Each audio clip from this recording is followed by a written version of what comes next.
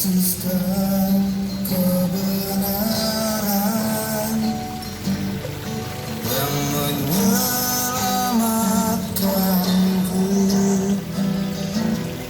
Kau memberikanku hidup dan pengharapan.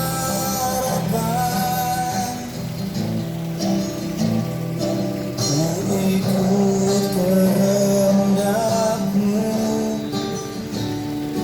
ku perlu anugerahmu. Ku nyatakan janjiku kepadamu. Selamat pagi Bapak dan Ibu dan adik-adik kami sekalian yang berada di rumah. Di pagi hari yang cerah ini kita patut bersuka cita karena masih diberikan Tuhan nafas kehidupan untuk melanjutkan kehidupan kita. Pada hari ini kita akan mendengarkan renungan pagi kita. Sebelum kita mendengar renungan kita berdoa. Nama Bapa dan Putra dan Roh Kudus. Amin.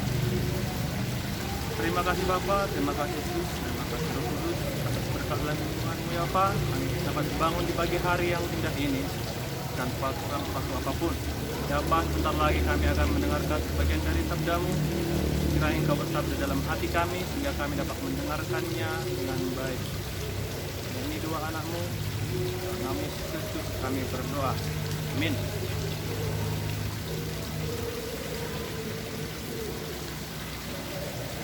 Injil kita pada hari ini tertulis dalam Lukas 6 ayat 1 sampai dengan 5. Inilah Injil Yesus Kristus menurut Lukas. Dimuliakanlah Tuhan. Pada suatu hari Sabat, Yesus dan murid-muridnya berjalan di ladang gandum.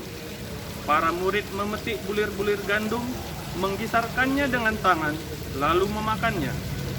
Tetapi beberapa orang Farisi berkata, "Mengapa kalian melakukan sesuatu yang tidak diperbolehkan pada hari Sabat?"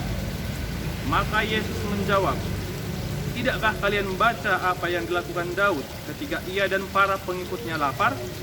Ia masuk ke dalam rumah Allah dan mengambil roti sajian. Roti itu dimakannya dan diberikannya kepada para pengikutnya. Padahal roti itu tidak boleh dimakan kecuali oleh para imam.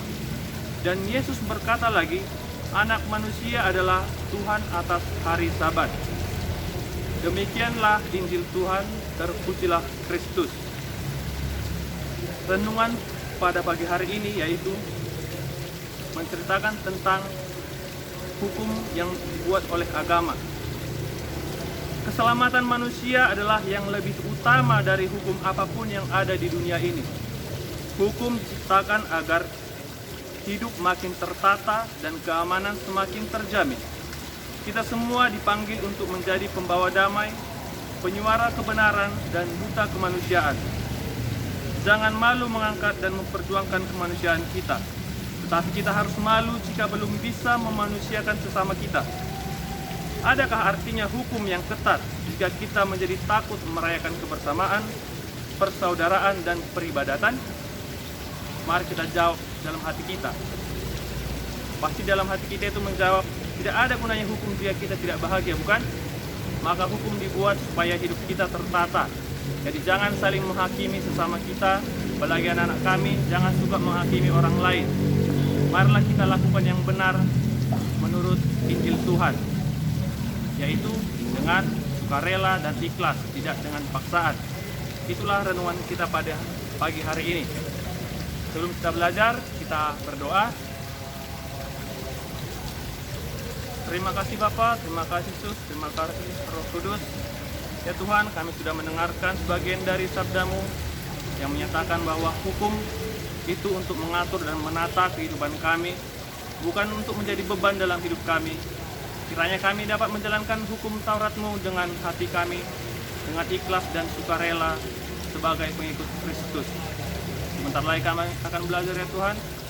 Kiranya Engkau berkati anak didik kami, berkati orang tua dan keluarga besar SDRK Budi Luhur ya Tuhan, supaya kami dapat melanjutkan aktivitas kami selanjutnya. Hapuskan dosa kami ya Bapa, kami berdoa melalui anak-Mu Yesus Kristus Juru Selamat kami. Amin. Salam Maria, penuh rahmat, Tuhan sertamu.